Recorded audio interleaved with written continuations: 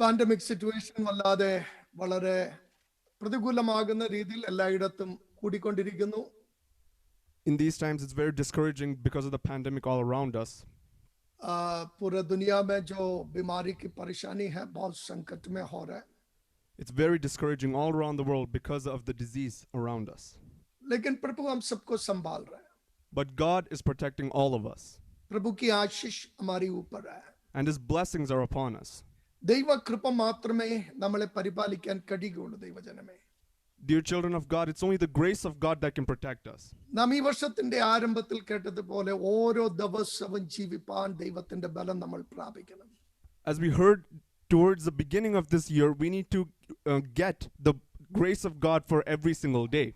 रोज यदि प्रभु की उपस्थिति को बल को आप प्राप्त नहीं करते, आपके लिए जीना मुश्किल होगा. If you do not receive the strength from God every single day, it'll be hard for you to survive.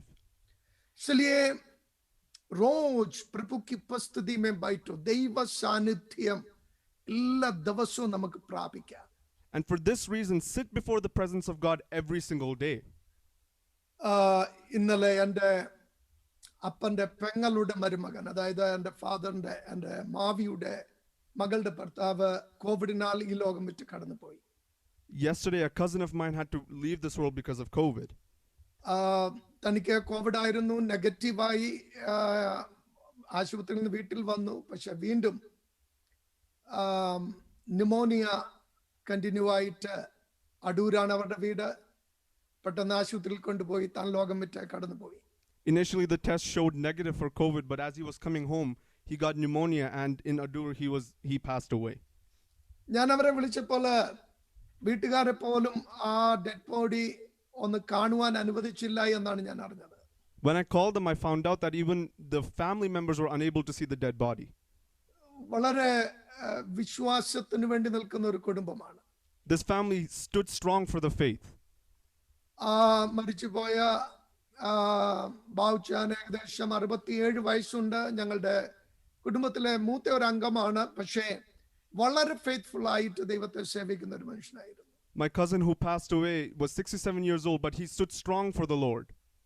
പക്ഷെ ഞാൻ ദൈവത്തിന് സ്തോത്രം ചെയ്യുന്നു, കാരണം തന്നെ ദൈവസന്നിധിയിൽ കാണാം എന്നുള്ള പ്രത്യാശയുള്ളത് കൊണ്ട്. But I thank the Lord because I have hope and faith that I will see him in the Lord's presence. കഴിഞ്ഞ ദിവസങ്ങളിലൊക്കെ പലരുമായിട്ട് ഞാൻ സംസാരിക്കുമ്പോൾ അനേകർ ഇപ്രകാരം ഡിസ്കഷനിൽ ഞങ്ങൾക്ക് പോകുവാൻ തുടങ്ങി. ഈ ലോകത്തിന് ഇനി നമുക്ക് ഓഫർ ചെയ്യാനായിട്ട് ഒന്നുമില്ല.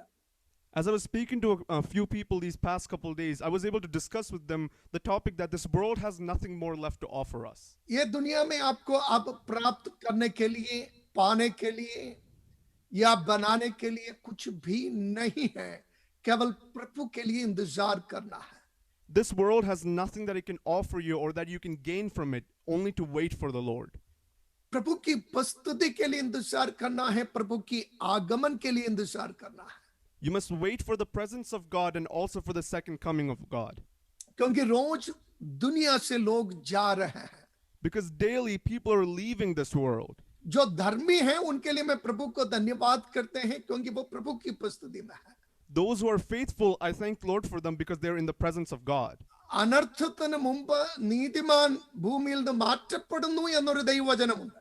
There is a verse that says, before destruction, the children of God are taken away. അപ്പോൾ നീതിമാന്മാർ ലോകം വിട്ട് കടന്നു പോകുന്നതിൽ നമുക്ക് ദുഃഖിക്കേണ്ട ആവശ്യമില്ല. Meaning we don't need to worry about the righteous being taken away. പക്ഷേ നമുക്ക് ആവശ്യമായിരിക്കുന്നത് നാം ജീവിക്കുന്ന കാലയളവ് ദൈവ സാന്നിധ്യത്തിലും ദൈവത്തിന്റെ ഉടമ്പടിയിലും ജീവിക്കുക എന്നുള്ളതാണ്. But as long as we live in this world, as long as we are alive, we must stay within the covenant of the Lord. ഞാനും നിങ്ങളും ദൈവസന്നിധിയിൽ വന്നത് ദൈവത്തോടുള്ള ഒരു ഉടമ്പടിയിലാണ്. Me and you, the two of us, we came into the presence of God through the covenant.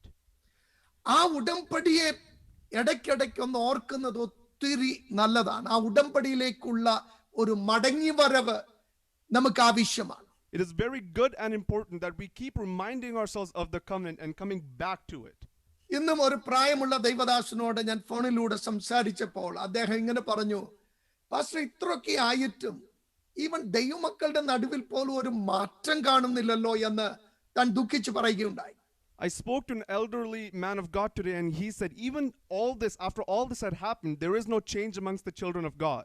കോവിഡും നടക്കുന്നതിനെ പറ്റിയൊക്കെ ചെറിയ ഒരു ഭയം ഭേദിയൊക്കെ ഉണ്ട്. പക്ഷേ നമ്മുടെ ആ ബേസിക് അല്ലെങ്കിൽ നമ്മുടെ ആറ്റിറ്റ്യൂഡിൽ, നമ്മുടെ ക്രിസ്തീയ ജീവിതത്തിന്റെ ആറ്റിറ്റ്യൂഡിൽ, हमारा मसीही जिंदगी की जो स्वभाव है, क्या उसमें कुछ बदलाव हुए? അതിലൊരു മാറ്റം വന്നിട്ടുണ്ടോ? Even though there's a little bit of fear about COVID all around us, but has there been a change in our Christian lifestyle? കർത്താവിന്റെ വരവിനെ പറ്റിയോ നമ്മുടെ നിത്യതയെ പറ്റിയോ, ആത്മീക ജീവിതവും ഭൗതിക ജീവിതം ഇവിടെ അവസാനിപ്പിക്കണം, അതുകൊണ്ട് എൻ്റെ ജീവിതം എങ്ങനെയായിരിക്കണം എന്നുള്ള ഒരു ബോധ്യം നമുക്ക് എല്ലാ ദിവസവും ഉണ്ടോ?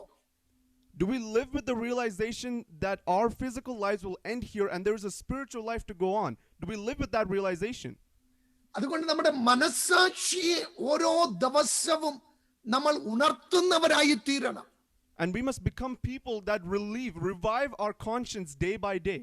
നമുക്ക് ജോലിക്ക് പോകേണ്ടതായിട്ടുണ്ട്, തീർച്ചയായും പോകണം. കോളേജ്, സ്കൂള്, പഠനം, ഇതൊക്കെ ഭൗതിക തലത്തിൽ ചെയ്യേണ്ടത് കർത്താവ് ഭൂമിയിൽ ആക്കിയിരിക്കുന്ന കാലഘട്ടം വരെ നമ്മൾ ചെയ്യണം. പക്ഷേ നമുക്ക് അതിനേക്കാട്ടിൽ ഒരു പ്രാധാന്യം ആത്മീക ജീവിതത്തിന് നമ്മൾ കൊടുക്കുന്നുണ്ടോ ഇല്ലയോ എന്നത് ഒന്ന് പരിശോധിക്കണം.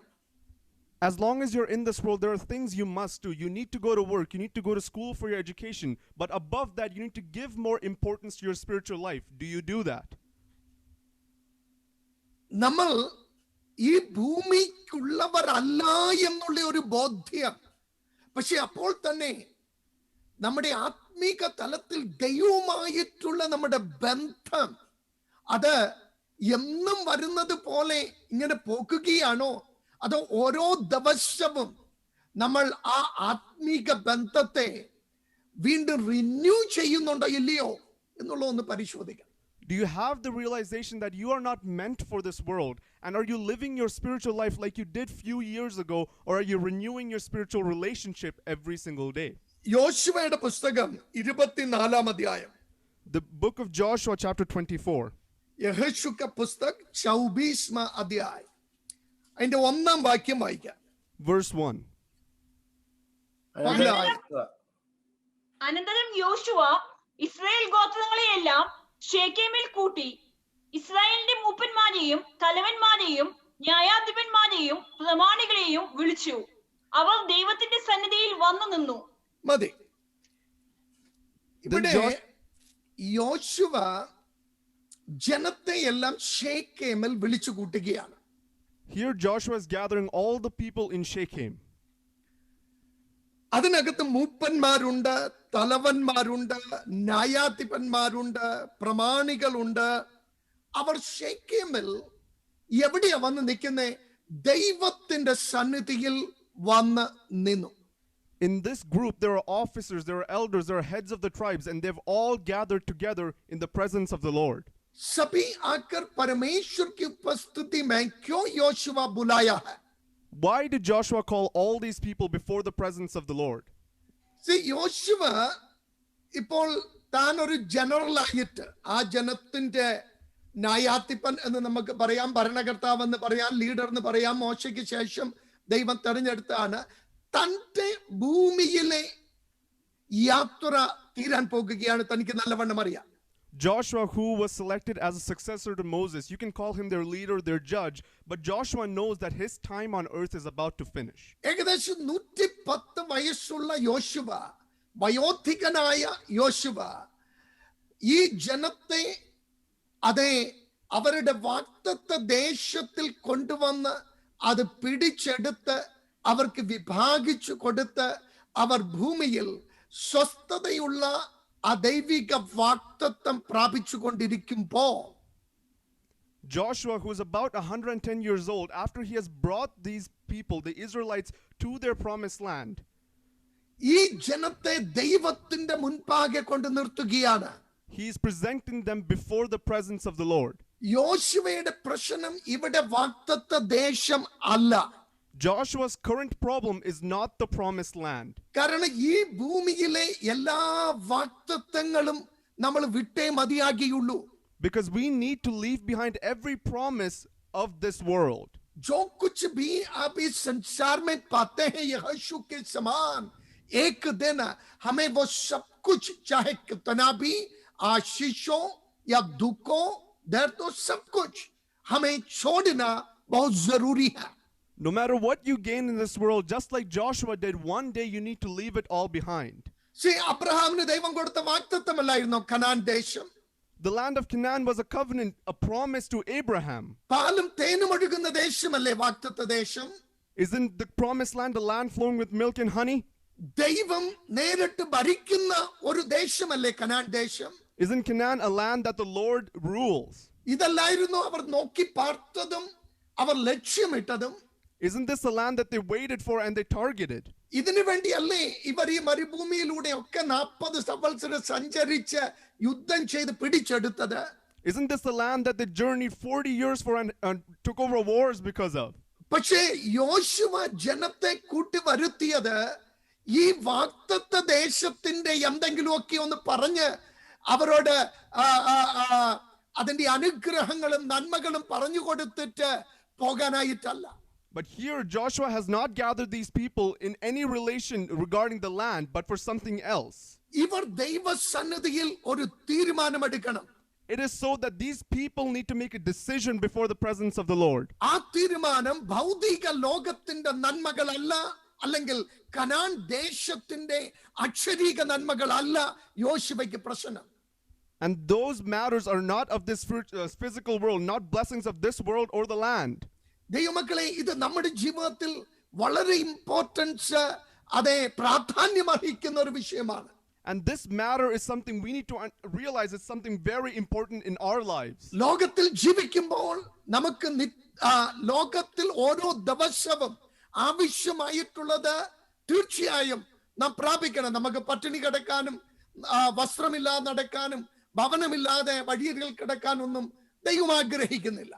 And as long as you're living in this world, there are things that you definitely need. God will not let you live on the streets or live without food or water. എന്നാൽ പുതിയ നിയമത്തിലേക്ക് നമ്മൾ വരുമ്പോൾ കർത്താവ് കൂടെ കൂടെ നമ്മളെ പറഞ്ഞു പഠിപ്പിക്കുന്ന, നമ്മുടെ മനസ്സാക്ഷി ഉണർത്തുന്ന ഒരു കാര്യമുണ്ട്. But as you come to the New Testament, there is something the Lord emphasizes and teaches us again and again. നിങ്ങളുടെ ജീവിതം ലോക ചിന്തയിൽപ്പെട്ടു പോകരുത്, ലൗകിക ചിന്തകളിൽപ്പെട്ട് നിങ്ങൾ വലഞ്ഞു പോകരുത്. Let not your lives be entangled with this world. നാളെയെ പറ്റിയും ഉടുക്കുന്നതിനെ പറ്റിയും കഴിക്കുന്നതിനെ പറ്റിയും ഇങ്ങനെയുള്ള മാനുഷിക തലത്തിലെ ചിന്തകൾ നിങ്ങളെ ആത്മീക തലത്തിൽ തകർത്ത് കളയരുത്. The things of this world, what you will do tomorrow, how you will survive tomorrow, let not those thoughts destroy your spiritual life. हमारा मन, हमारा लगाव संसारिक चिंताओं के ऊपर नहीं, पिता परमेश्वर के ऊपर लगे रहना चाहिए. Let not your minds be settled upon things of this world. Your attraction should be towards God. और हमारी जो पूरा मन की और शरीर की और हमारी जो अंतर्गत की इच्छा जो है परमेश्वर के ऊपर, संसार के ऊपर नहीं होना है. Your world, your inner man, his only wish should not be of this world but for God.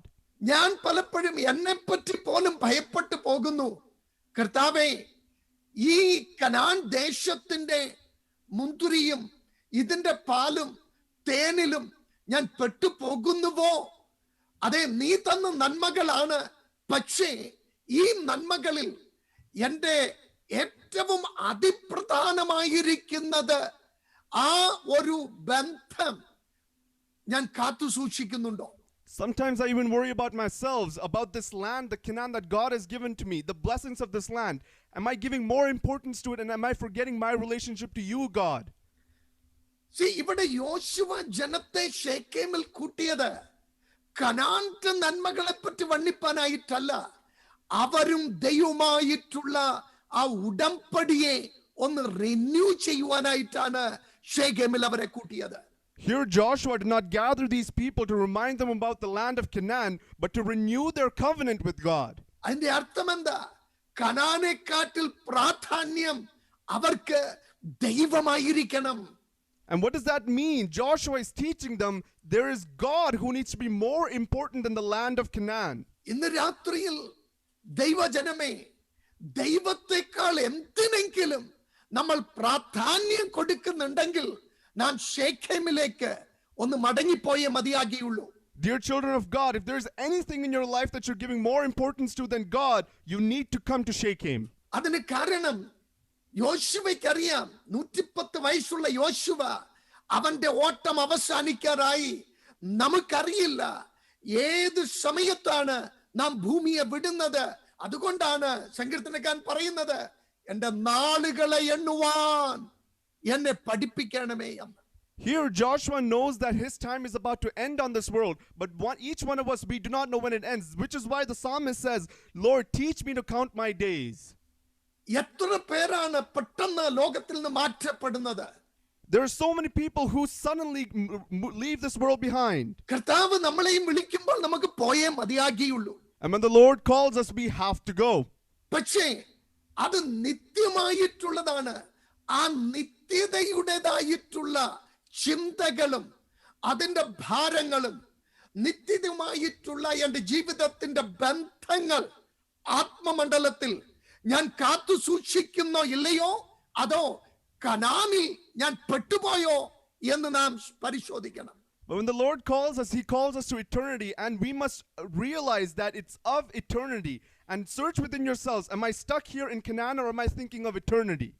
ഷേഖേം നമുക്കറിയാം, അത് ഈ ഉടമ്പടിയുടെ ഒരു സ്ഥലമായി ഈ ഷേഖേം എന്ന് പറയുന്നത്. And we know Shechem, the land of Shechem, is a land of covenant.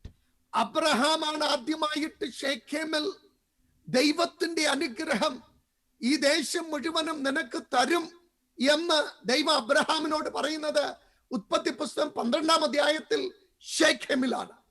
The initial covenant God made with Abraham in Genesis 12 was in the land of Shechem.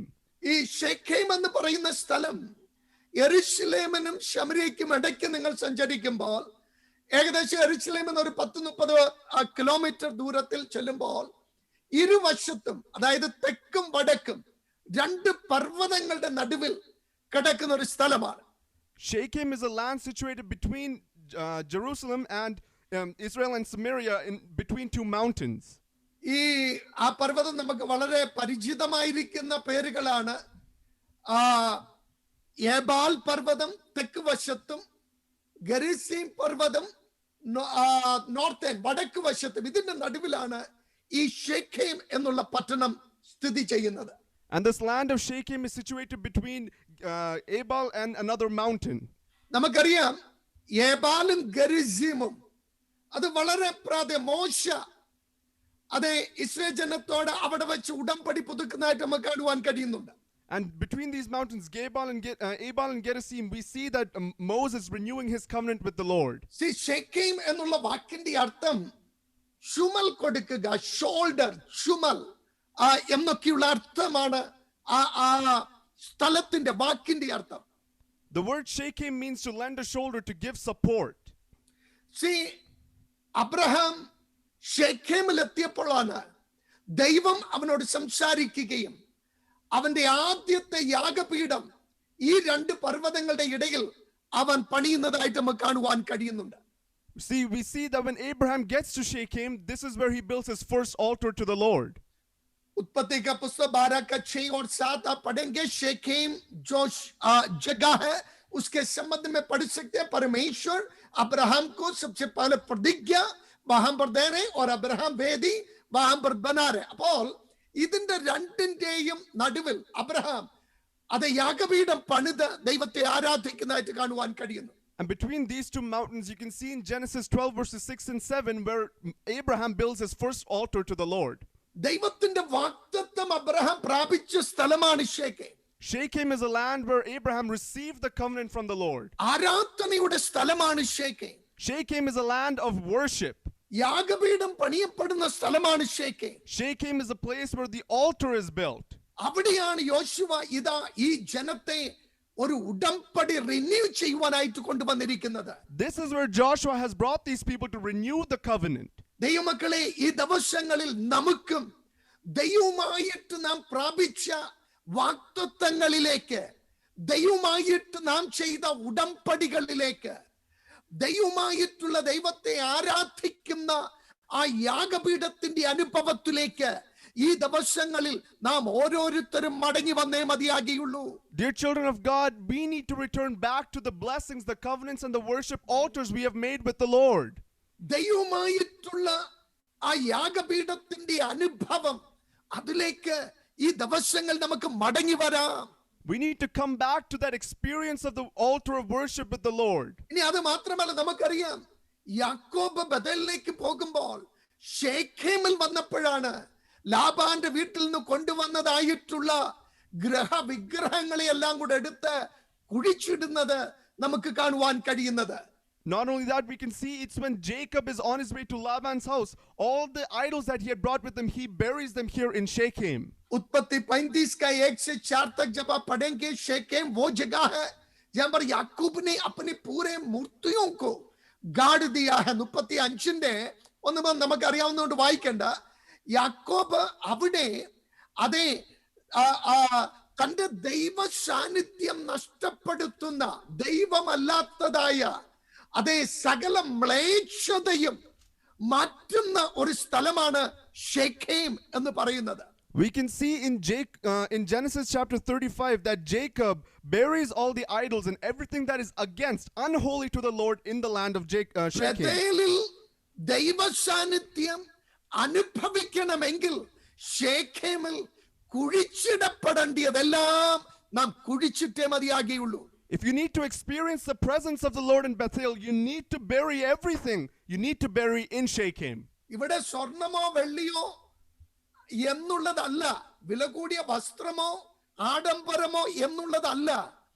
ദൈവ സാന്നിധ്യം ബഥേലിൽ അല്ലെങ്കിൽ എൻ്റെ ജീവിതത്തിൽ, എൻ്റെ ഭവനത്തിൽ വെളിപ്പെടുവാൻ എന്ത് തടസ്സമായിരിക്കുന്നോ അത് എനിക്കറിയാം. എൻ്റെ ജീവിതത്തിൽ നിങ്ങൾക്കറിയാം. നിങ്ങളുടെ പേഴ്സണൽ ലൈഫിൽ ദൈവ സാന്നിധ്യം വെളിപ്പെടാൻ തക്കവണ്ണം തടസ്സമായിട്ട് ചിലതിനെ മാറ്റിയേ മതിയാക്കിയുള്ളൂ. അതിനെ നമുക്ക് എടുത്തു മാറ്റാം. The matter here is not about gold, silver, or costly clothing.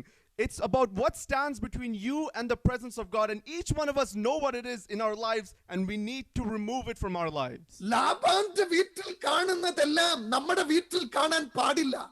Not everything you can see in the house of Laban needs to be present in our house. ലോകത്തിലുള്ളതെല്ലാം നമ്മുടെ ഭവനത്തിൽ നമുക്ക് കാണാൻ പാടില്ല. Not everything that is present in the world can be in our house. संसार में बहुत कुछ आप देखने पाएंगे, लेकिन वो सब कुछ हम अपने घर पर नहीं ला सकता है. We can see a lot of things in this world, but we cannot bring all of that into our house. കാരണം ഈ ഭവനം വിശുദ്ധമാണ്. And that is because this house of the Lord is holy. ഇതിൽ പരിശുദ്ധാത്മാവ് വസിക്കുന്ന ഇടമാണ്. It's because the Holy Spirit of the Lord dwells in it. അതേ, ലാബാന്റെ ഗ്രഹവിഗ്രഹങ്ങളും പരിശുദ്ധാത്മാവും ഒരുമിച്ച് ഇതിനകത്ത് വസിക്കാൻ കഴിയത്തില്ല. It is because idols of Laban and the Holy Spirit cannot dwell together in this house. അതുകൊണ്ടാണ് നമ്മൾ ഇടയ്ക്കിടയ്ക്ക് ഉടമ്പടിയിലേക്ക് ദൈവസന്നിധിയിൽ മുട്ടിന്മേൽ ഇരുന്ന് ഒരല്പം നിലവിളിക്കുകയും കരയുകയും ഒക്കെ ചെയ്യേണ്ടത് ഈ കാലഘട്ടത്തിൽ വളരെ ആവശ്യമാണ് ദൈവജനമേ. And especially in this time, it is very important that you sit on your knees and renew your covenant with the Lord. വേണ്ടാത്തത് എന്തെങ്കിലും എൻ്റെ യാത്രയിൽ ഞാൻ ചുമക്കുന്നുണ്ടോ? Is there anything that I do not need that I'm carrying in this journey? ലാബാനെ എനിക്ക് ഒളിപ്പിക്കാൻ പറ്റും, പക്ഷെ ദൈവത്തിന്റെ കണ്ണുകളിൽ അത് ഒളിച്ചിരിക്കുന്നില്ല. അത് മാറ്റിയേ മതിയാകിയുള്ളൂ. I can hide those things from Laban, but I cannot hide them from God. ദൈവ ശബ്ദം കേൾക്കാൻ ലാബാന്റെ വീട്ടിലെ ഒന്നിന്റെയും ആവശ്യം നിനക്കില്ല. ദൈവത്തിന്റെ പൈതൽ, To hear the voice of God, you do not need anything from Laban's house. നീ ബഥേലിലേക്കൊന്ന് ചെന്ന് നിന്റെ ഉടമ്പടി ഒന്ന് പുതുക്കിയാൽ മതി. ദൈവം നിനക്ക് വേണ്ടി ഇറങ്ങി വരും. But if you go to Bethel and renew your covenant with the Lord, God will come down for you. പക്ഷേ അതിനിടയ്ക്ക് നീ ശേഖേമിൽ ഒന്ന് കയറണം. കുഴിച്ചിടപ്പെടേണ്ടിയത് അവിടെ കുഴിച്ചിടപ്പെടുക തന്നെ വേണം. But before you get to Bethel, you need to go through Shechem and bury everything that needs to be buried. ഇനി ഞാൻ പറഞ്ഞല്ലോ, മോശ തന്റെ അവസാന കാലഘട്ടത്തിൽ യോശുവയെ പോലെ തന്നെ ഇതേ സ്ഥലത്ത് ചെന്ന് ജനത്തെ ഓർമ്മിപ്പിക്കുന്ന പല കാര്യങ്ങളുണ്ട്. And Moses, just like Joshua, came to the same place when he was towards the end of his life and reminded the people a few things. നിങ്ങൾ ആവർത്തന പുസ്തകം 27-ാം അധ്യായം അതിന്റെ 4 മുതൽ 8 വരെയൊക്കെയുള്ള വാക്യങ്ങൾ വായിച്ചു നോക്കണം. ഇപ്പോൾ വായിക്കേണ്ട. व्यवस्था विवरण 24 अध्याय उसका 7 से 8 तक जब आप पढ़ेंगे, मूसा भी लोगों को शेखेम में परमेश्वर के पास वापस आने के लिए उनको प्रेरणा देते हुए हम देख सकते हैं. And if you read Deuteronomy chapter 27 verses 7 to 9, you can see Moses reminding the children of Israel a few things just like Joshua. അവിടെ മോശ ജനത്തോട് പറയുന്നുണ്ട്, നിങ്ങൾ ദൈവത്തിന്റെ പ്രമാണങ്ങളെ കൽപ്പലകളിൽ എഴുതണം, എന്നിട്ട് ആ പ്രമാണങ്ങളെ നിങ്ങൾ പാലിക്കണം. There Moses is telling the children of God that you shall write very plainly on stones all the words of the law and follow them. എന്നിട്ട് ഈ ന്യായപ്രമാണം വായിക്കുമ്പോൾ ഏബാൽ പർവ്വതത്തിൽ ഒരു കൂട്ടം നിൽക്കണം, ഗരീസീം പർവ്വതത്തിൽ മറുകൂട്ടം നിൽക്കണം. എന്നിട്ട് അനുഗ്രഹത്തിന്റെ വചനം പറയുമ്പോൾ ഗരീസീം പർവ്വതത്തിൽ നിന്ന് അത് നിൽക്കുന്ന ജനം അനുഗ്രഹിക്കണം. എന്നാൽ ശാപത്തിന്റെ വചനം പറയുമ്പോൾ ഏബാൽ പർവ്വതത്തിൽ നിന്ന് ശപിക്കണം എന്ന് മോശ പറയുന്നുണ്ട്. And Moses also said that you need to split into 2 groups, and one group needs to stand on Gerizim and speak blessings, and the other group needs to stand on Ebal and speak curse. എന്ന് പറഞ്ഞാൽ ഈ ശെഖേമിൽ വെച്ച് മോശ ഈ ജനത്തെ ഓർമ്മിപ്പിക്കുന്ന കാര്യം, നിന്റെ ജീവിതത്തിന്റെ അനുഗ്രഹവും ശാപവും നിൽക്കുന്നത് ഈ പ്രമാണത്തിലാണ്. And this is a reminder to these people that the blessings and curse in their life depends on this commandments. जब वचन पर रहोगे तुम आशीष पाओगे, जब वचन को उल्लंघन करेंगे तुम श्रापित रहेंगे. That if you stay within the law of the Lord, you will be blessed, but if you break them, you will be cursed. അതെ, വേറെ ഒരു ഷോർട്ട് കട്ടും ഇന്നും ദൈവം നമുക്ക് തന്നിട്ടില്ല. ദൈവ സാന്നിധ്യം അനുഭവിപ്പാൻ ദൈവിക പ്രമാണങ്ങളിൽ ഞാനും നിങ്ങളും നിന്നേ മതിയാകിയുള്ളൂ. And there is no other shortcut that the Lord has given to us. If you need to experience the presence of the Lord, you need to stand within His commandments. അപ്പോൾ ശെഖേം എന്ന് പറയുന്നത് ദൈവിക പ്രമാണങ്ങളിലേക്ക്, ഉപദേശങ്ങളിലേക്ക്, ദൈവവചനത്തിൻ്റെതായിട്ടുള്ള ആഴങ്ങളിലേക്കുള്ള ഒരു മടങ്ങിവരവാണ്. Which means Shechem is a coming back to the doctrines, the law, and the word of God. ഞാൻ ഇന്ന് ദൈവാസനോട് സംസാരിച്ചപ്പോൾ ഞാൻ പറഞ്ഞല്ലോ, അദ്ദേഹം പറയുകയുണ്ടായി, പാസ്റ്ററെ, ദൈവവചനത്തിലേക്ക് മടങ്ങി വരാതെ എന്ത് മാറ്റമാണ് നമുക്കുണ്ടാകുന്നെന്ന് നാം ചിന്തിക്കുന്നത്. As I spoke to the other servant of God today, he said, unless we come back to the word of God, what change will there be? ദൈവവചനത്തിന്റെ പ്രമാണങ്ങളെ തെറ്റിച്ച് നാം എത്ര പ്രാർത്ഥിച്ചാലും നമ്മുടെ പ്രാർത്ഥന ദൈവസന്നിധിയിൽ എത്തുമോ? That if you break the commandments of the Lord and pray, will your prayers reach the presence of the Lord? നമ്മുടെ വ്യക്തിപരമാകുന്ന ജീവിതത്തിൽ ദൈവമക്കളെ, ഞാൻ മറ്റാരെയും വിധിക്കുവാനായിട്ട് ദൈവം എന്നെ ഏൽപ്പിച്ചിട്ടില്ല. പക്ഷെ ഞാൻ എന്നെ തന്നെ വിധിച്ചേ മതിയാക്കിയുള്ളൂ. അതേ, ന്യായപ്രമാണത്തിലേക്ക്, വചനത്തിലേക്ക് ഞാൻ ഇറങ്ങിപ്പോയിട്ടുണ്ടെങ്കിൽ എനിക്ക് മടങ്ങി വന്നേ മതിയാകിയുള്ളൂ. In our personal lives, we have not been given the authority to judge anyone else, but judge yourselves and see if you need to come back to the law of the Lord. എന്റെ അനുഗ്രഹവും ശാപവും നിർണയിക്കേണ്ടത് ഞാൻ ഓടിക്കുന്ന വണ്ടിയോ, ഞാൻ പാർക്കുന്ന വീടോ, ഞാൻ ധരിക്കുന്ന വസ്ത്രമോ, എന്റെ ബാങ്ക് ബാലൻസോ അല്ല. Blessings and curse are not determined by the car you drive or the bank balance you have or nothing like that. ഇതൊന്നുമില്ലാതെ കൂടാരങ്ങളിൽ പാർത്ത വിശുദ്ധന്മാരെ പറ്റി നാം അതേ വേദപുസ്തകത്തിൽ വായിക്കുന്നുണ്ട്. And we can read within the word of God about servant of God that lived without all of this as faithful men. ലോകത്തിൽ ദൈവം തരുന്ന നന്മകൾക്കായി നമുക്ക് ദൈവത്തിന് സ്തോത്രം ചെയ്യാം. We need to thank the Lord for all the blessings He has given us in this world. ഭവനം തന്നിട്ടുണ്ടെങ്കിൽ അതിനായി സ്തോത്രം ചെയ്യുക. Thank the Lord if He's given you a house. വാഹനം തന്നിട്ടുണ്ടെങ്കിൽ അതിനായി സ്തോത്രം ചെയ്യുക. Thank the Lord if He's given you a car. അത് നിന്റെ പേഴ്സണൽ കാര്യത്തിന് വേണ്ടി ഉപയോഗിക്കുമ്പോൾ തന്നെ ദൈവരാജ്യത്തിന് വേണ്ടി ഉപയോഗിക്കുക. And as you use those blessings for your personal use it also for the kingdom of God. അപ്പോൾ ദൈവത്തിന്റെ നാമം നിങ്ങളുടെ നന്മകളിലൂടെ അതെ വാഴ്ത്തപ്പെടുവാനിടയായി തീരും. So that his name may be glorified through the blessings he has given you. ഇതൊന്നും ഇല്ലെങ്കിൽ നീ ശപിക്കപ്പെട്ടവനല്ല. And even if you have none of these things, you are not cursed. ദൈവമുൻപാകെ എന്റെ ശാപവും എന്റെ അനുഗ്രഹവും നിർണയിക്കുന്നത് ഭൗതിക തലത്തിൽ എനിക്ക് ലഭിക്കുന്ന ഭൂമിയിലെ നന്മകളല്ല. Blessings and curses in the presence of the Lord are not decided by the blessings you have in this world. നമ്മുടെ പിതാക്കന്മാരെ പറ്റി തന്നെ ഒന്ന് ചിന്തിച്ചു നോക്കിയേ. എനിക്ക് ഓർമ്മയുണ്ട് എന്റെ കുഞ്ഞുകാലത്ത് രണ്ടാം ജനറേഷൻ പിതാക്കന്മാർ അനുഭവിച്ച യാതനകളൊക്കെ അവർ കടന്നു പോയിട്ടുള്ള, പക്ഷേ അവർ ദൈവത്താൽ അനുഗ്രഹിക്കപ്പെട്ടവരായിരുന്നു. Think about our earlier times. I remember our second generation Christians and all the suffering they had to go through, but they were a blessed generation. പട്ടിണി കിടക്കുന്ന മാതാപിതാക്കൾ, പട്ടിണി കിടക്കുന്ന ദൈവദാസന്മാർ, പക്ഷേ ഉപദേശത്തിനും ദൈവവചനത്തിൽ നിന്നും അണുയിടമാറാതെ ദൈവത്തിനു വേണ്ടി പിടിച്ചു നിന്നതായ പിതാക്കന്മാരുടെ തലമുറയാണ് ഞാനും നിങ്ങളും എന്ന് മറന്നു പോകരുത്. There, we have our forefathers who have lived without food or water for many days at a time. But remember, we are their grandchildren. അതുകൊണ്ടാണ് ഇന്ന് നമുക്ക് ശേഖേമിലേക്ക് ഒന്ന് മടങ്ങി വന്നിട്ട് ആ ഉടമ്പടികളെ ഒന്ന് റിന്യൂ ചെയ്യേണ്ടത് വളരെ ആവശ്യമാണ്. Which is why I am reminding you to come back to Shechem and to renew those covenants with the Lord. ഇത് നമുക്ക് വേണ്ടി മാത്രമല്ല, ദൈവം എത്ര കാലയളവ് ഭൂമിയിൽ തരുന്നറിയത്തില്ല. നമ്മുടെ ഒരു തലമുറ വളർന്നു വരുന്നുണ്ട്. It's not just for us. We don't know how much time God has given on this earth, but it's also for our children. നമ്മുടെ ഭവനങ്ങളിലൊക്കെ നമ്മുടെ കുഞ്ഞുങ്ങൾ വളർന്നു വരുന്നുണ്ട്. But our children are growing up in our houses.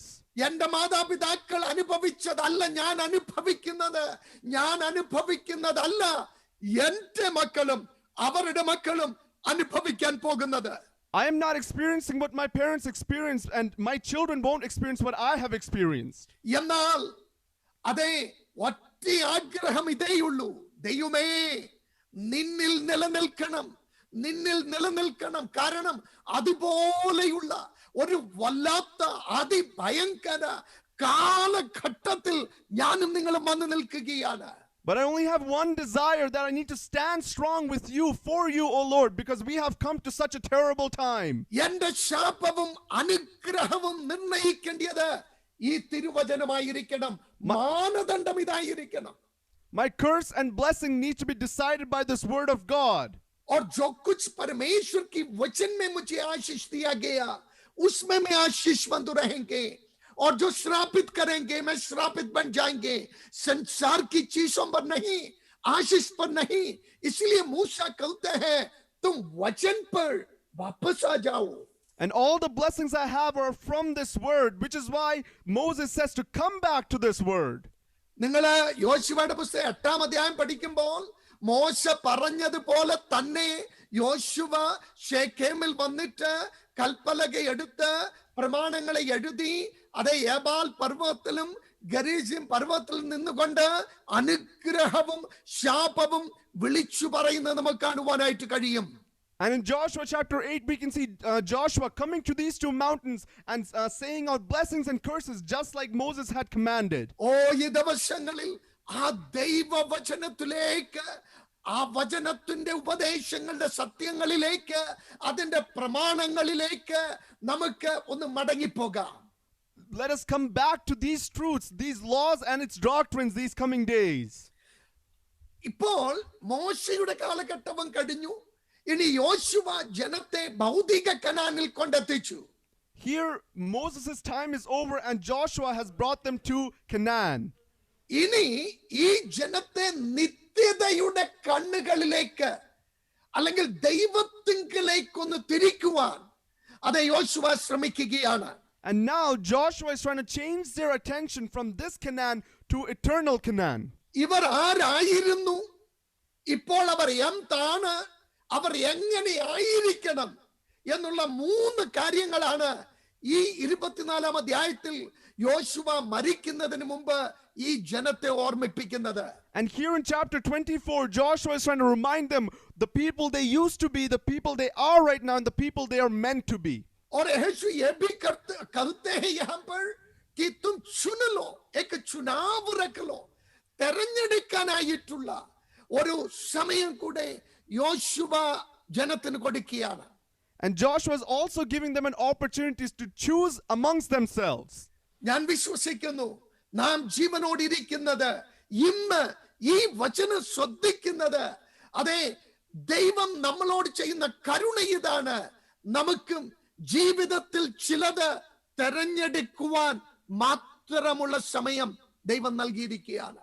And the fact that we are alive here, breathing and well, it is because of the grace of God. He has given us an opportunity to choose certain things in our life. കാരണം ഈ തെരഞ്ഞെടുപ്പ് വളരെ പ്രാധാന്യം അർഹിക്കുന്നതാണ്.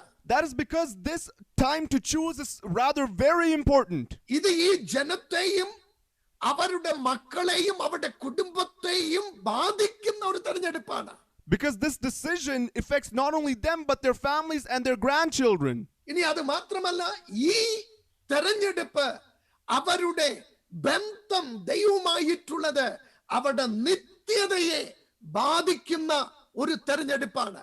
Not only that, this decision affects their relationship with God and eternity. इसलिए यीशु कह रहा है तुम सोच लो, तुम ये निर्णय ले लो, तुम इस बात को मान लो, तुम क्या चुनोगे.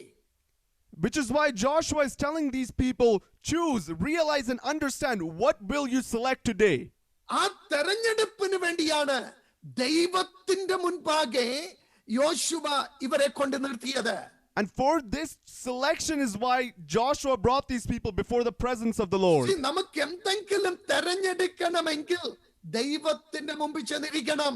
And if you need to select anything for yourselves, sit before the presence of the Lord. ജീവിതത്തിന്റെ ഏത് തെരഞ്ഞെടുപ്പാണെങ്കിലും ദൈവ മുൻപാകെ ചെന്ന് നമുക്ക് തെരഞ്ഞെടുക്കാൻ പറ്റുമെങ്കിൽ അവിടെ ദൈവ സാന്നിധ്യം നമുക്ക് അനുഭവിക്കാനായിട്ട് കഴിയും. And if you need to make any selection or decision in your life, sit before the presence of the Lord and we can feel the presence there. അത് മാത്രമല്ല ആ തെരഞ്ഞെടുപ്പ് ശാശ്വതമായ ഒരു തെരഞ്ഞെടുപ്പായിരിക്കും. And not only that, that selection will be eternal.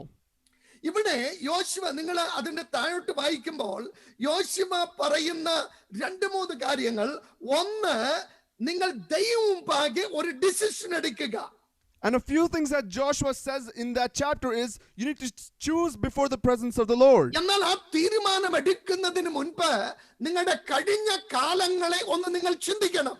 But before you make that selection, think about your previous days. നിങ്ങൾ 1 മുതൽ 4 വരെയുള്ള വാക്യങ്ങൾ വായിക്കുമ്പോൾ അവിടെ യോശുവ അബ്രഹാമിൽ തുടങ്ങി പിതാക്കന്മാരെ അവരുടെ മുൻപിൽ കൊണ്ടുവരികയാണ്. In verses 1 to 4, Joshua is reminding them from Abraham to their forefathers. അതുകൊണ്ടാണ് പിതാക്കന്മാരെ അവരുടെ മുമ്പിൽ കൊണ്ടുവന്നത്. Why did Joshua bring their forefathers before them? നമുക്കറിയാം അബ്രഹാമും ഇസ്ഹാക്കും യാക്കോബും ഈ പിതാക്കന്മാരുടെ ഒക്കെ തെരഞ്ഞെടുപ്പ് എബ്രായ ലേഖനത്തിൽ 11-ാം അധ്യായത്തിൽ നമുക്ക് വായിക്കാനായിട്ട് കഴിയുന്നുണ്ട്. And we can read about their selection, these Abraham and the forefathers, in the book of Hebrews. അവർക്ക് ഭൗതികമായിട്ട് ലഭ്യമായതിനെ അല്ല അവർ തെരഞ്ഞെടുത്തത്, അവർ അധികം നല്ലതിനെ, നിത്യമായതിനെ, നശിച്ചു പോകാത്തതിനെ അവർ തെരഞ്ഞെടുത്തു എന്ന് നമുക്ക് വായിക്കുവാൻ കഴിയുന്നുണ്ട്.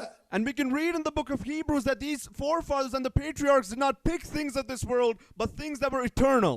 ദൈവമക്കളെ, നമ്മളും നമ്മുടെ കുഞ്ഞുങ്ങളുമായിട്ടൊക്കെ ഇടയ്ക്കൊക്കെ ഒന്നിരുന്ന് പ്രാർത്ഥനാ മുറികളിൽ ദൈവ സാന്നിധ്യത്തിന്റെ നടുവിലിരുന്ന് നമ്മുടെ കുടുംബത്തിന്റെ ലക്ഷ്യം നമ്മൾ എന്താണ് തെരഞ്ഞെടുക്കുന്നത്, അത് നമ്മുടെ തലമുറകളെയും അതെ നാം കൂടെ കൂടെ നമ്മളെ തന്നെ ഒന്ന് ഓർമ്മപ്പെടുത്തുന്നത് ഇനിയുള്ള കാലഘട്ടത്തിൽ മുന്നേറാൻ നമുക്ക് വളരെ അതേ സഹായകരമായി തീരും. And in these coming days, it is very important to sit with your children, your families, before the presence of the Lord and to make decisions for yourselves. പിതാക്കന്മാരെ നടത്തിയ ദൈവം, പിതാക്കന്മാർ തെരഞ്ഞെടുത്ത വഴികൾ, പിതാക്കന്മാർ നടന്ന പാതകൾ, അത് ഒന്ന് ഉരുവിടുന്നത് ഒത്തിരി നല്ലതാണ്. It is very important to remember and remind the God that led your fathers and the path they selected. അപ്പോസ്തലനായ പൗലോസ് പറയുമ്പോൾ എനിക്ക് ലാഭമായിരുന്നതെല്ലാം ഞാൻ ഛേദമെന്നണി. Apostle Paul says, everything that was good in this world, I saw as garbage. അവർ എല്ലാം ഉപേക്ഷിച്ചിട്ടാണ് യേശുവിന്റെ പുറകെ അനുഗമിച്ചത്. They rejected everything in this world and followed Christ. ഈ ലോകത്തിൽ അവർക്കൊന്നും നേടുവാനായിട്ട് കഴിഞ്ഞില്ല. They were unable to gain anything in this world. ലോകത്തിൽ അവർക്ക് പേരിലായിരുന്നു, പെരുമയിലായിരുന്നു, വസ്തു സമ്പാദ്യങ്ങളിലായിരുന്നു, നിലനിൽക്കുന്നതായിട്ടൊന്നും ഭൗമിക മണ്ഡലത്തിൽ പിതാക്കന്മാർക്കില്ലായിരുന്നു. The forefathers had nothing, no name, no wealth, nothing that lasted in this world. അതിന്റെ കാരണം അവരുടെ ലക്ഷ്യം അതല്ലായിരുന്നു. And that's because that was not their target. അങ്ങനെ ആയിരുന്നെങ്കിൽ പൗലോസോ അബ്രഹാമോ ഇയ്യോബോ ഒക്കെ അവരൊക്കെ ധനാഢ്യന്മാരായിരുന്നു. അവർക്ക് എന്ത് സാമ്രാജ്യങ്ങൾ വേണമായിരുന്നെങ്കിലും ഈ ഭൂമിയിൽ അവരുടെ പേരിൽ ഉണ്ടാക്കാമായിരുന്നു. But if the world was their targets, great men of God like Job, Paul, they could have gained anything in this world. പക്ഷേ അവരുടെ ലക്ഷ്യം അതേ ദൈവത്തിൽ, കർത്താവായ യേശുക്രിസ്തുവിൽ, ദൈവം നിർമ്മിക്കുന്നതിൽ, നിത്യതയിൽ അവരുടെ കണ്ണുകളെ വിശ്വാസത്താൽ അവർ അർപ്പിച്ചു. And because of this, they looked towards God. Their target was God, heaven, and everything that is good. നമ്മുടെ ജോലിയുടെ നടുവിലും തിരക്കേറിയ അനുഭവത്തിലും അതേ ഏതെല്ലാം അനുഭവങ്ങൾ കൂടെ നാം കടന്നു പോയാലും ഷേഖേമിൽ ദൈവസന്നിധിയിൽ കടന്നു വന്നിട്ട് നമ്മുടെ ഉടമ്പടിയെ ഒന്ന് ദൈവം നടത്തിയ വിധങ്ങൾ, പിതാക്കന്മാർ വന്ന വഴികൾ, ദൈവം നമ്മെ നടത്തിയ വിധങ്ങൾ ഇതൊന്ന് ഓർക്കുന്നത് ഒരുപാട് നല്ലതാണ്. In the midst of our busy lives, in the midst of our jobs and our career, it's very important to remember the ways that the Lord brought you. കാരണം അത് അടുത്ത സ്റ്റെപ്പ് എടുക്കാനായിട്ടുള്ള നമ്മുടെ തീരുമാനത്തെ ബാധിക്കുന്ന ഒരു ഘടകമാണ്. Because thinking about the past helps you make the choice for the future.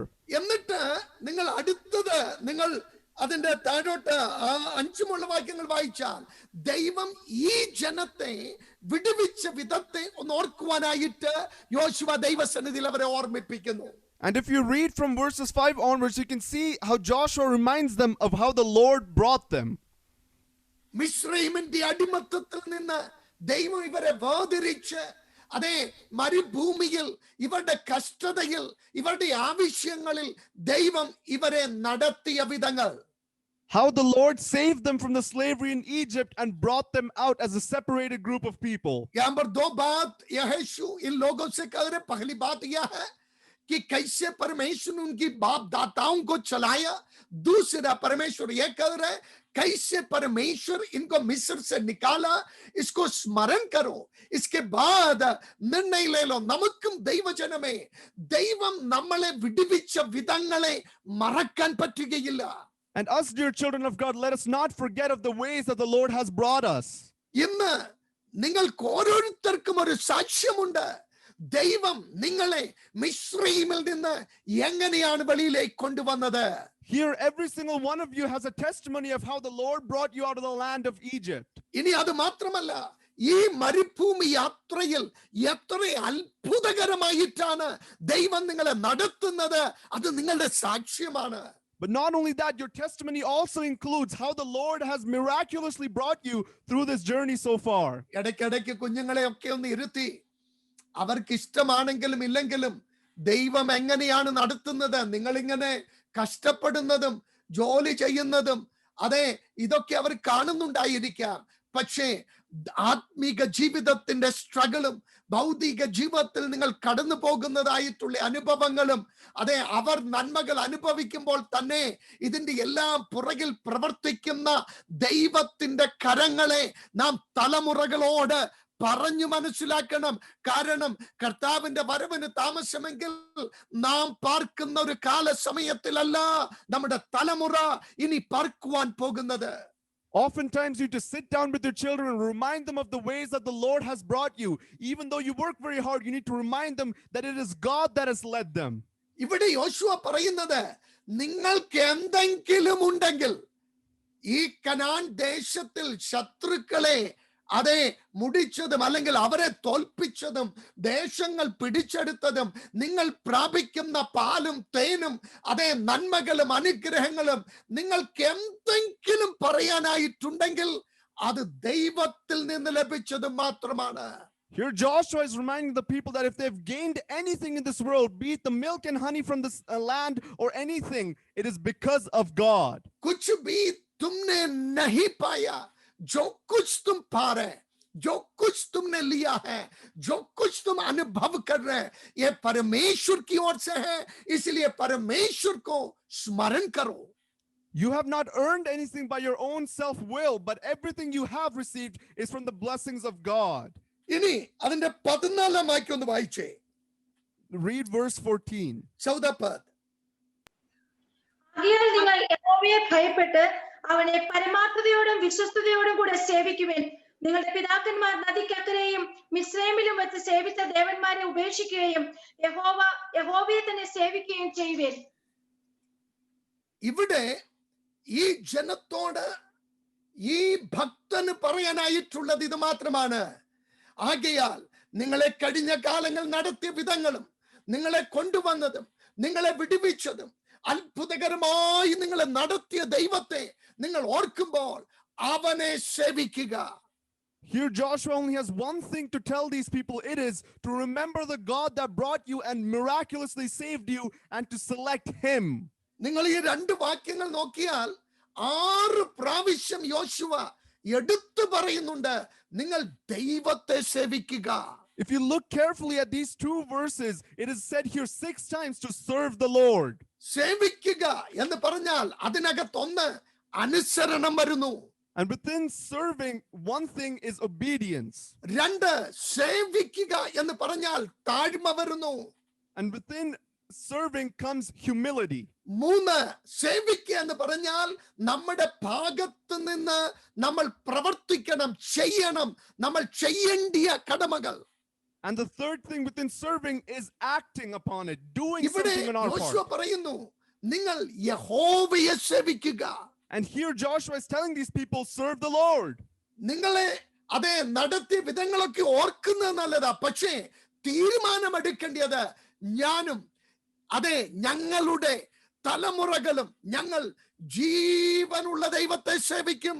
It is good to think about all the ways that the Lord has brought you, but it's even more important to select to serve the Lord. അത് എങ്ങനെയാ സേവിക്കേണ്ടത്? പരമാർത്ഥ ഹൃദയത്തോടും വിശ്വസ്തതയും കൂടെ ദൈവത്തെ സേവിക്കുക. And how should you serve the Lord? With your whole heart and faithfully. കാരണം ദൈവം എന്റെ ഹൃദയത്തെ നോക്കുന്നു. Because the Lord looks at your heart. ഞാൻ പാടുമ്പോൾ, ഞാൻ പ്രാർത്ഥിക്കുമ്പോൾ, ഞാൻ ആരാധിക്കുമ്പോൾ, ഞാൻ ദൈവസന്നിധിയിൽ ചെല്ലുമ്പോൾ ഇതൊക്കെ ദൈവം നോക്കുന്നുണ്ട്. ഞാൻ പരമാർത്ഥ ഹൃദയത്തോടെയാണോ, അതോ മനുഷ്യർക്ക് വിളങ്ങേണ്ടതിനോ, അതോ എന്റെ ഒരു തൃപ്തിക്ക് വേണ്ടി ഞാൻ ചെയ്യുന്ന വല്ല കാര്യങ്ങളുമാണോ? When you come to the presence of the Lord and you sing, you pray, you worship, God looks at your heart if you're doing it to please man or if you're doing it for God. ഞാൻ വിശ്വസ്തയോടു കൂടിയാണോ ദൈവത്തെ സേവിക്കുന്നത്? Am I serving the Lord faithfully? എന്ന് പറഞ്ഞാൽ ദൈവസന്നിധിയിൽ ഞാൻ വിശ്വസ്തനായിരിക്കുന്നു. It means, am I faithful in the presence of the Lord? അത് എന്റെ പ്രാർത്ഥനയുടെ കാര്യത്തിൽ ഞാൻ വിശ്വസ്തനായിരിക്കുന്നു. Am I faithful in my prayers? ആരാധനയിൽ ഞാൻ വിശ്വസ്തനായിരിക്കുന്നു. Am I faithful in my worship? സുവിശേഷീകരണത്തിൽ ഞാൻ വിശ്വസ്തനായിരിക്കുന്നു. Am I faithful in gospelization? ദൈവത്തിന് കൊടുക്കുന്ന കാര്യത്തിൽ ഞാൻ വിശ്വസ്തനായിരിക്കുന്നു. Am I faithful in giving to the Lord? ദൈവസന്നിധിയിൽ എന്റെ വിശ്വസ്തത അളക്കുന്നത് സ്വർഗത്തിലെ ദൈവമാണ്. In the presence of the Lord, there is only one who decides your അതൊരു faithfulness, and that is God. മനുഷ്യനെ പ്രസാദിപ്പിക്കാനായിട്ടല്ല, Meaning, do not do it to please man. എന്റെ പേര് വരാനായിട്ടല്ല, Do not do it for your name. ഞാൻ എന്തെങ്കിലും ചെയ്തു തീർക്കുന്നു എന്ന് കാണിക്കാനായിട്ടല്ല. Do not do it just for the sake of doing it. ഓ, ഞാൻ എന്റെ ഹൃദയത്തിന്റെ അന്തർഭാഗത്ത് നിന്ന് എന്റെ ദൈവത്തെ സേവിക്കുവാൻ പരമാർത്ഥ ഹൃദയത്തോടെ വിശ്വസ്തയോടെ ഞാൻ ദൈവസന്നിധിയിൽ തീരുമാനമെടുക്കുകയാണ്. Make a decision. I am choosing to serve the Lord with a full heart faithfully. എന്നിട്ട് നിങ്ങൾ കൊണ്ടുവന്ന ദേവന്മാർ എന്ന് പറഞ്ഞാൽ ഇപ്പോഴും ഇവരുടെ കയ്യില് ഇടയ്ക്കിടയ്ക്ക് ദേവന്മാർ ഇറങ്ങി വരുന്നുണ്ട്. And he says, all the gods you have brought, meaning they still have gods among them. നമ്മുടെ ഒക്കെ ജീവിതത്തിൽ ഇങ്ങനെയൊക്കെയുള്ള ചിലതൊക്കെ ഇടയ്ക്കൊക്കെ ഇറങ്ങി വരാറുണ്ട്. Meaning, even in our lives, certain things like these come out every once in a while. അത് എന്താണെന്ന് ഞാൻ പരിശോധിച്ചാൽ മതി. And what those things are, you look within yourself. അതെന്റെ ഉള്ളിലായിരിക്കാം, ജഡത്തിലായിരിക്കാം, കയ്യിലിരിപ്പായിരിക്കാം, സ്വഭാവത്തിലായിരിക്കാം, whatever it may be. യോശുവ പറയുന്നത് അത് ഉപേക്ഷിച്ചിട്ട് പരമാർത്ഥ ഹൃദയത്തോടെ വിശ്വസ്തയോടെ നിങ്ങൾ ദൈവത്തെ സേവിക്കുക. And these things could be within your heart, your lifestyle, the works of your hands, whatever it may be. Joshua is saying, leave those things behind and serve the Lord with a full heart. എനിക്ക് ഏറ്റവും ഇഷ്ടമുള്ളത്, ഞാൻ ഭയപ്പെടുന്ന മറ്റൊരു വാക്യമാണ് 15-ാം വാക്യം. And another verse that I love very much and fear as well is verse 15. उसका 15 पद पढ़िए. യഹോവയെ സേവിക്കുന്നത് നന്നല്ലെന്ന് നിങ്ങൾക്ക് തോന്നുന്നുവെങ്കിൽ നദിക്കക്കരെ വെച്ച് നിങ്ങളുടെ പിതാക്കന്മാർ സേവിച്ച ദേവന്മാരെയോ നിങ്ങൾ പാർത്തുവരുന്ന ദേശത്തിലെ അമോര്യരുടെ ദേവന്മാരെയോ ആരെ സേവിക്കുമെന്ന് ഇന്ന് തിരഞ്ഞെടുത്തുകൊള്ളുവിൻ. ഞാനും എന്റെ കുടുംബവുമോ ഞങ്ങൾ യഹോവയെ സേവിക്കും. 3 ചോയ്സ് ആണ് ഇവിടെ യോശുവ കൊടുക്കുന്നത്. In verse 15, Joshua gives them 3 choices. ഒന്ന്, നിങ്ങളുടെ പഴയ ജീവിതത്തിലേക്ക് പോകാം. 1, you can go back to your old life. 2, ഇന്നത്തെ കാലഘട്ടത്തിനനുസരിച്ച് നിങ്ങൾക്ക് ജീവിക്കാം. 2, you can live according to these times. 3, ദൈവത്തെ സേവിക്കുന്നെങ്കിൽ പരമാർത്ഥ ഹൃദയത്തോടെ ദൈവസന്നിധിയിൽ താണുകൊടുക്കാം. 3, if you want to serve the Lord, you need to humble yourself wholeheartedly and serve Him. പഴയ ജീവിതത്തിലേക്ക് പോയ പലരും നമ്മുടെ മുൻപിലുണ്ട്. We know many people who left to go back to their old ways. ഇന്ന് ലോകത്തിന് അനുരൂപരായി ജീവിക്കുന്ന അനേകർ അപ്പോൾ തന്നെ ഞാൻ എന്നെ ഒന്ന് ശോധന ചെയ്യണം, ഞാൻ ലോകത്തിന് അനുരൂപപ്പെട്ട് ജീവിക്കുന്നുവോ ഇല്ലയോ എന്ന്. There are many who have conformed themselves to this world. At the same time, you need to see within yourself, have you conformed yourself to the world? ലോകം, ഞാൻ ഈ പാർക്കുന്ന പട്ടണത്തിന്റെ, ദേശത്തിന്റെ, അമോന്യരുടെ ദേവന്മാർ എന്റെ ജീവിതത്തിലേക്ക് കയറുന്നുണ്ടോ ഇല്ലയോ എന്ന് ഞാനൊന്ന് ശോധന ചെയ്യണം. You need to see within yourself if the things of this world and of this time has gotten into you. ദൈവമക്കളെ, വളരെ പ്രാക്ടിക്കലായിട്ടുള്ള ക്രിസ്തീയ ജീവിതത്തിന്റെ ചില കാര്യങ്ങൾ മാത്രമാണ് ഞാൻ നിങ്ങളോട് പറയുന്നത്. ശ്രദ്ധിച്ചു കേൾക്കുക. I'm telling you very important tips of a practical Christian life. Listen carefully. കഴിഞ്ഞ കാലത്തിന്റെ പാപത്തിൽ ഒന്നുകിൽ നിങ്ങൾക്ക് പോകാം. Either you can go back to the sins of your older life. കളഞ്ഞതിനെയൊക്കെ തിരിച്ചെടുക്കാം. You can take back everything you left behind from ദൈവം yesterday. കയറി കഴുത്തിനൊന്നും പിടിക്കത്തില്ല. God won't jump up and strangle you. ഇത് നിങ്ങളുടെ തീരുമാനമാണ്. This is your choice. ആത്മീക ജീവിതം നിന്റെ തീരുമാനമാണ്. Your spiritual life is your decision. നിത്യത നിന്റെ വ്യക്തിപരമായ തീരുമാനമാണ്. Eternity is your personal choice. സ്വർഗമോ നരകമോ അത് തീരുമാനിക്കേണ്ടത് നീ തന്നെയാണ്. Hell or heaven is your decision. ദൈവത്തോട് കൂടെ നടക്കണമോ ലോകത്തോട് കൂടെ നടക്കണമോ അത് ഞാൻ എടുക്കേണ്ട തീരുമാനമാണ്. Whether I walk with God or this world is my decision.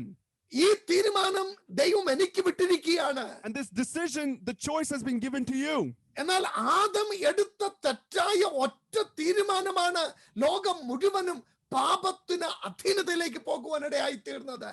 The one decision Adam made, the wrong choice, is because of which the whole world is in sin. ഇന്ന് ഞാനും നിങ്ങളും എടുക്കുന്ന തീരുമാനത്തിന് അനന്തരമായ നിത്യതയുടെ ഫലം ഉളവാക്കുന്നതാണ്. അത് വളരെ നമ്മളെ പേടിപ്പിക്കുന്നതായിരിക്കണം. You need to understand something that should terrify you is that every single choice you make has its results in eternity. Even നമ്മുടെ കുടുംബ ജീവിതത്തിലുള്ള ബന്ധത്തിൽ ഞാൻ എന്റെ ഭവനത്തിൽ എടുക്കുന്ന തീരുമാനം അത് വളരെ എന്റെ കുടുംബത്തിന്റെ ഭാവിയെ നിർണയിക്കുന്ന ഒരു തീരുമാനമാണ്. Even in our family lives, the choices I make heavily affects the future. തെറ്റായ തീരുമാനങ്ങളിൽ എത്രയോ കുടുംബങ്ങൾ തകർന്നു പോയിട്ടുണ്ട്. Many families have been destroyed because of the wrong choices. എന്നാൽ ഇവിടെ അതല്ല, ആത്മീക തലത്തിലെ തീരുമാനത്തിലേക്ക് ഞാൻ വരട്ടെ. But here, let me come back to the spiritual choice. എനിക്ക് പഴയ ജീവിതത്തിലേക്ക് പോകാം. I can go back to my life of yesterday. എനിക്ക് ലോകത്തിന് അനുരൂപപ്പെട്ട ഇന്നത്തെ കാലഘട്ടത്തിനനുസരിച്ച് എനിക്ക് ജീവിക്കാം. I can be conformed to this world and live according to the times of today. അല്ല, ദൈവവചനത്തിന്റെ മുൻപിൽ എന്നെ സമർപ്പിച്ച് നിത്യതയുടെ വെളിച്ചത്തിൽ ജീവിപ്പാൻ ഇന്ന് എനിക്ക് തീരുമാനമെടുക്കാം. Or I can choose to submit myself and conform myself to the word of God and live accordingly. അതാണ് ഇവിടെ യോശുവ ഈ ജനത്തോട് അത് നിർബന്ധിക്കുന്നത്. That is what Joshua is urging these people to do. ഈ ജനത്തിന് വേണ്ടി യോശുവ തീരുമാനിക്കാൻ ഒക്കില്ല.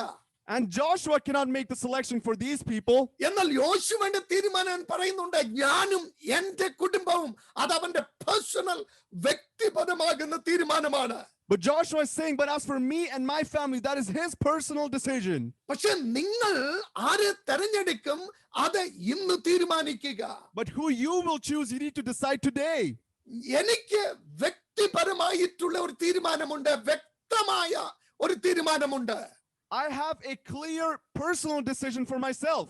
ആ തീരുമാനത്തിൽ നിന്ന് യോശുവ അല്പം പോലും വ്യതിചലിക്കാതെ സംശയിക്കാതെ ആണ് വളരെ വ്യക്തതയോടെ പൂർണ്ണതയോടെയാണ് യോശുവ അത് പബ്ലിക്കലി ഡിക്ലെയർ ചെയ്യുന്നത്. Joshua declared that decision publicly because he has no doubt that he will go astray from that decision. ഇത് വീട്ടിനകത്ത് ഭാര്യയും മക്കളും തമ്മിലിരുന്ന് പറയുന്ന ഒരു തീരുമാനമല്ല. സർവസഭയുടെയും മുൻപിൽ ദൈവത്തിന്റെ മുൻപിൽ നിന്നുകൊണ്ട് യോശുവ അതെ പബ്ലിക്കലി വിളിച്ചു പറയുന്ന തന്റെ തീരുമാനം ഇതാണ്, ഞാനും എന്റെ കുടുംബവും ഞങ്ങൾ ദൈവത്തെ സേവിക്കും. But this decision isn't just something you say within the four walls of your house, but this is something you say out publicly before God and the children of God. നമ്മുടെ ആ തീരുമാനം ലോകം അറിയുന്നുണ്ടോ? Does the world know your decision? നമ്മുടെ ജോലി സ്ഥലങ്ങളിൽ മറ്റുള്ളവർ അറിയുന്നുണ്ടോ ഞാൻ ആരെയാണ് സേവിക്കുന്നതെന്ന്? Do your co-workers know who you serve? ഞാൻ ആരാണ്, എന്റെ കുടുംബം എന്താണ് എന്നുള്ളത് ലോകം അറിയുന്നുണ്ടോ? Does the world know who you are, who your family is? Publicly Yeshu കർത്താവെന്ന് കൺഫസ് ചെയ്യാൻ എന്തെങ്കിലും മടിയുണ്ടോ? Do you have anything holding you back from confessing it publicly? അത് നിന്റെ നിത്യതയെ ബാധിക്കുന്ന ഒന്നാണ്. It is something that affects your eternity. इसलिए बहुत जरूरी है आज जो निर्णय में लेंगे, जैसे यहोशू ने निर्णय लिया, मैं और मेरा परिवार यहोवा की सेवा करेंगे, तो सबके सामने हमें भी यह निर्णय लेना होगा कि हम किसकी सेवा करोगे. And just like Joshua made the decisions publicly, we need to select to serve the Lord. രാത്രി ഒരു ആത്മപരിശോധന ശേഖേമിൽ നാം നടത്തിയ മതിയാകിയുള്ളൂ. We need to look within ourselves and search spiritually in Shechem. നമ്മൾ എങ്ങോട്ടാ പൊക്കൊണ്ടിരിക്കുന്നത്? Where are we going? എന്റെ കുടുംബം എങ്ങോട്ടാണ് പൊക്കൊണ്ടിരിക്കുന്നത്? Where is my family going? എന്റെ കുഞ്ഞുങ്ങൾ എങ്ങോട്ടാണ് പൊക്കൊണ്ടിരിക്കുന്നത്? Where are my children going? എന്റെ ആത്മീക ജീവിതം എവിടെയാണ് പൊക്കൊണ്ടിരിക്കുന്നത്? In which direction is my spiritual life headed? അതെ, മടങ്ങി വരേണ്ടിയ ഏതെങ്കിലും ഭാഗങ്ങൾ ഉണ്ടോ? Is there anything in which I need to come back? വിട്ടുകളയേണ്ടതും കുഴിച്ചിടേണ്ടതും വല്ലതും കയറി വരുന്നുണ്ടോ? Is there anything I need to leave behind and bury? വിട്ടുകളഞ്ഞതിനെ എന്തെങ്കിലും ഞാൻ തിരിച്ചെടുത്തിട്ടുണ്ടോ? Have I taken back anything that I left behind? ഇന്ന് പബ്ലിക്കലി ലോകം കാണുമ്പോൾ ഞാൻ ആരെയാണ് സേവിക്കുന്നത്? Publicly, as the world watches, who do I serve? ഇവിടെ യോശുവ അവന്റെ ഭാര്യയോടും മക്കളോടും ഒന്നും അനുവാദം ചോദിക്കുന്നില്ല ഈ തീരുമാനം പറയാനായിട്ട്. Here Joshua isn't asking for permission from his family before making this decision. കാരണം യോശുവയ്ക്കറിയാം യോശുവ എങ്ങോട്ടാ പോകുന്നത്, അങ്ങോട്ട് അവന്റെ ഭാര്യയും മക്കളും വരുന്നതെന്നുള്ളത്. Because Joshua is certain where he's going, his family is also coming. അത് പിതാക്കന്മാർക്കുള്ള ഒരു വലിയ വാണിംഗ് ആണ് അവിടെ നമ്മൾ കാണുവാൻ കഴിയുന്നത്. That is a great warning to fathers here today. കുടുംബത്തിന്റെ ഇമ്പോർട്ടന്റ് തീരുമാനം, ഏറ്റവും അതിപ്രധാനമായ തീരുമാനം ആത്മതലമാണ്.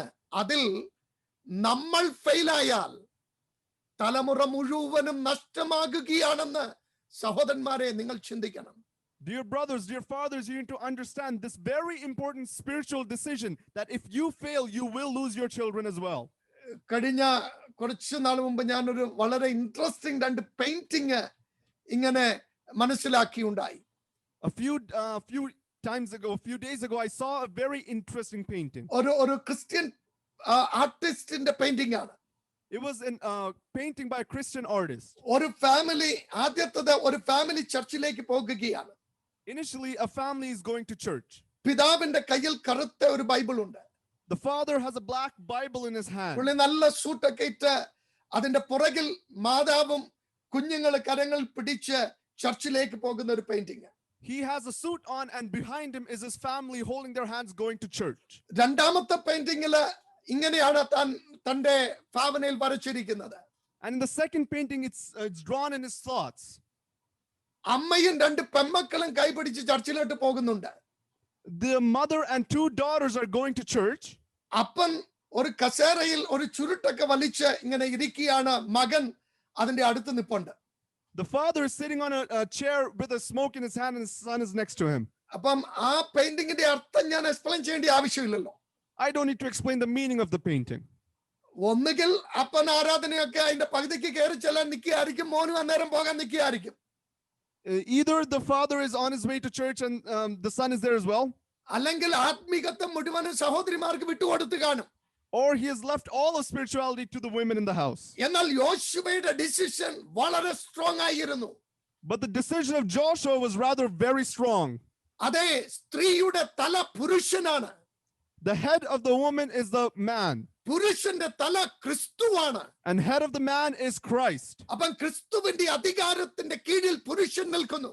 And under Christ's authority is the man, പുരുഷന്റെ അധികാരത്തിന്റെ കീഴിൽ കുടുംബം നിൽക്കുന്നു. and under the man's authority is the family. ഞാനിത് പ്രസംഗിക്കാൻ നോട്ടല്ല, ദൈവാത്മാ ഇപ്പം തന്നെ അതുകൊണ്ട് എന്നോട് പണങ്ങിട്ട് സഹോദരന്മാരെ ഒരു കാര്യവും ഇല്ല.